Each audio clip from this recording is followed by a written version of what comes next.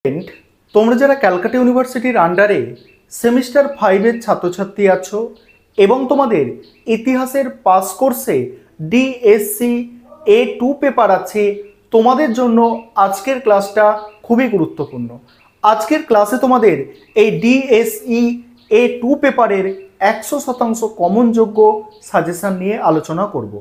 তোমরা আগের সেমিস্টারগুলিতে যেমন আমার সাজেশান থেকে 100%-র বেশি প্রশ্ন কমন পেয়েছো, ঠিক একইভাবে তোমরা 5th সেমিস্টারে সাজেশান থেকে সমস্ত প্রশ্ন কমন পাবে। তার আগে তোমাদের একটু কোয়েশ্চেন প্যাটার্নটা বলে দেব। দেখো, তোমাদের এই ডিএসসি পেপারের 65 নম্বরের পরীক্ষা হবে এবং এখানে কোনো রকম ছোট প্রশ্ন থাকবে না। দেখো, এখানে কোয়েশ্চেন প্যাটার্ন আমি লিখে দিয়েছি। 20 নম্বরের প্রশ্ন দুটো পরীক্ষায় অ্যান্সার করতে হবে, 10 নম্বরের প্রশ্ন একটা অ্যান্সার করতে হবে এবং 5 নম্বরের প্রশ্ন 3টে অ্যান্সার করতে হবে। অর্থাৎ কি বললাম, ডিএসসি A2 পেপার যেটা ইউরোপের ইতিহাসের উপরে থাকছে, এই পেপারটা তোমাদের 65 নম্বরের লিখিত পরীক্ষা। সেখানে 20 নম্বরের প্রশ্ন থাকবে, 10 নম্বরের এবং 5 নম্বরের প্রশ্ন থাকবে। এবারে তোমরা সম্পূর্ণ সাজেশনটা দেখে নাও এবং প্রথম থেকে প্রশ্নগুলোকে তৈরি করতে থাকো। আর যেগুলো বেশি গুরুত্বপূর্ণ প্রশ্ন আছে তার পাশে দেখবে তোমরা স্টার দেয়া আছে। আরেকটা বিষয় তোমাদের এখানে বলে দিই যে তোমাদের জন্য অনলাইন কোচিং ক্লাস চলছে। তোমরা যদি কেউ অ্যাডমিশন নিতে ইচ্ছুক থাকো, স্ক্রিনে যে নম্বরটা দেখতে পাচ্ছ এই নম্বরে যোগাযোগ করে অ্যাডমিশন নিতে পারো। এছাড়া তোমরা যারা কেবলমাত্র নোটস পারচেস করতে চাইছো, সেক্ষেত্রেও তোমরা যোগাযোগ করতে পারো এবং তোমাদের নোটস রেডি আছে, তোমরা নোটস পারচেস করতে পারো। চলো আজকে সম্পূর্ণ সাজেশনটা তোমরা দেখে নাও। এবারে তোমরা সম্পূর্ণ সাজেশনটা দেখে নাও। দেখো, তোমাদের প্রথমে 20 নম্বরের জন্য যে প্রশ্নগুলো তৈরি করতে হবে দেখে নাও। 20 নম্বরের প্রশ্ন তোমাদের পরীক্ষায় দুটো লিখতে হয়, সেক্ষেত্রে 20 নম্বরের জন্য যে প্রশ্নগুলো আছে দেখো, এবং যেগুলো সবথেকে গুরুত্বপূর্ণ প্রশ্ন আছে তার পাশে তোমরা দেখতে পাচ্ছ যে স্টার দেয়া আছে। দেখো, প্রথম যে প্রশ্নটা আছে, ফ্রান্সের ইতিহাসে সন্ত্রাসের রাজত্বের গুরুত্ব কী? দ্বিতীয় প্রশ্ন, ইটালির ঐক্য আন্দোলন সম্পর্কে একটি প্রবন্ধ লেখো। 3 নম্বর প্রশ্ন আছে, দেখো, ইংল্যান্ডের শিল্প বিপ্লব প্রথম শুরু হয়েছিল কেন? 4 নম্বর প্রশ্ন, জার্মানিতে নাৎসিবাদের উত্থানের কারণগুলি বিশ্লেষণ করো।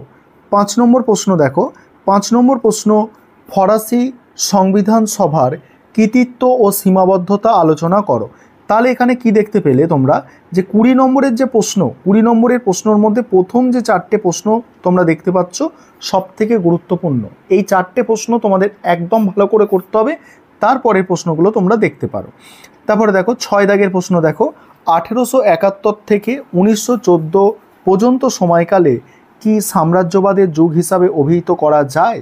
তারপরের প্রশ্ন, ভার্সাই সন্ধির মধ্যে কি দ্বিতীয় বিশ্বযুদ্ধের বীজ নিহত ছিল? এই কটা হচ্ছে তোমাদের 7টা হচ্ছে 20 নম্বরের প্রশ্ন। এবারে 10 নম্বরের প্রশ্নের জন্য যেগুলো তৈরি করতে হবে দেখে নাও। প্রথম প্রশ্ন হচ্ছে, মহাদেশীয় অবরোধ প্রথা কিভাবে নেপোলিয়নের পতন ত্বরান্বিত করেছিল? তারপরে আছে, দেখো, তারপর দ্বিতীয় প্রশ্ন আছে, ইটালিতে ফ্যাসিবাদের উত্থানকে তুমি কিভাবে ব্যাখ্যা করবে? 3 নম্বর প্রশ্ন, প্রথম বিশ্বযুদ্ধের কারণগুলি আলোচনা করো। 4 নম্বর প্রশ্ন, মহাদেশীয় ব্যবস্থা নেপোলিয়নের পতনের জন্য কতখানি দায়ী ছিল? 5 নম্বর প্রশ্ন আছে, দেখো, প্রথম বিশ্বযুদ্ধের জন্য জার্মানি কতখানি দায়ী ছিল? 10 নম্বরের প্রশ্ন তোমাদের 5টা দিলাম, তার মধ্যেও আমি 3টে প্রশ্ন স্টার দিয়ে দিয়েছি। প্রথম 3টে প্রশ্ন সবথেকে গুরুত্বপূর্ণ তোমাদের জন্য, আর এক্সট্রা 10 নম্বরের জন্য এই প্রশ্নগুলো তোমরা একটু দেখে যেতে পারো। দেখো, এখানে কিছু প্রশ্ন আমি রেখেছি, ঠিক আছে, এগুলো প্রিভিয়াস ইয়ার্সের প্রশ্নপত্রে আছে। প্রশ্নগুলো যে 1789 সালে ফরাসি বিপ্লবের জন্য দার্শনিকরা কতখানি দায়ী ছিল। পরের প্রশ্ন, ফ্রান্সের ফেব্রুয়ারি বিপ্লবের কারণ আলোচনা করো। তারপরে আছে, ইতালির ঐক্য আন্দোলনের ওপর একটি প্রবন্ধ রচনা করো। তারপরে আছে, হিটলারের পররাষ্ট্রনীতি দ্বিতীয় বিশ্বযুদ্ধের জন্য কতটা দায়ী ছিল। এই 4টে প্রশ্ন এক্সট্রা রেখেছি, এগুলো প্রিভিয়াস ইয়ার্স দেখবে তোমরা পেয়ে যাবে প্রশ্নগুলো, সেই কারণে এখানে এই প্রশ্নগুলো তুলে ধরা হয়েছে।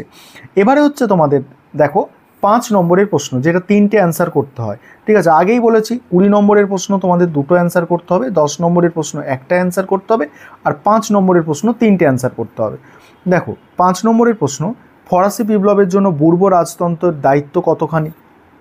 দ্বিতীয় প্রশ্ন, মেটারনিক ব্যবস্থা বলতে কী বোঝো? 3 নম্বর প্রশ্ন, 1848 সালে ফ্রান্সে ফেব্রুয়ারি বিপ্লবের প্রত্যক্ষ কারণ কী ছিল? তারপরের প্রশ্ন আছে, রক্ত লৌহ নীতিকে তুমি কিভাবে ব্যাখ্যা করবে? তারপরে প্রশ্ন আছে, কল্পনাশ্বরী সমাজতন্ত্র বলতে কী বোঝো? তারপরে আছে দেখো, তারপরে আছে নাৎসি সোভিয়েত আক্রমণের চুক্তি স্বাক্ষরের প্রেক্ষাপট সংক্ষেপে আলোচনা করো। নেক্সট আছে ফরাসি বিপ্লবের সামাজিক কারণ কী ছিল? নেক্সট এমস টেলিগ্রাম কি? আর 9 নম্বর প্রশ্ন হচ্ছে লোকার্নো চুক্তির গুরুত্ব। এখানে দেখো 9টা প্রশ্ন আমি দিয়েছি, মোস্ট ইম্পর্টেন্ট প্রশ্ন। তার মধ্যে আবার 7টা প্রশ্ন আমি স্টার দিয়ে দিয়েছি, যেগুলো আরও গুরুত্বপূর্ণ তোমাদের জন্য। এবারে এক্সট্রা প্রশ্ন কিছু আছে, এগুলোও তোমরা প্রিভিয়াস ইয়ার্সে পাবে, সেই কারণে এখানে রাখা হয়েছে এক্সট্রা, তোমরা দেখে যেতে পারো এগুলো। কোড নেপোলিয়ান সম্পর্কে টিকা, ফ্রান্সের জুলাই বিপ্লবের গুরুত্ব, তারপরে ভার্সাই চুক্তির আঞ্চলিক শর্তাবলী কিভাবে জার্মানিকে প্রভাবিত করেছিল, নাৎসিবাদ বলতে কী বোঝো, এইগুলো তোমরা এক্সট্রা দেখে যেতে পারো। এই ছিল তোমাদের সম্পূর্ণ সাজেশান। এই সাজেশানটা তোমরা রেডি করো যত তাড়াতাড়ি পারো।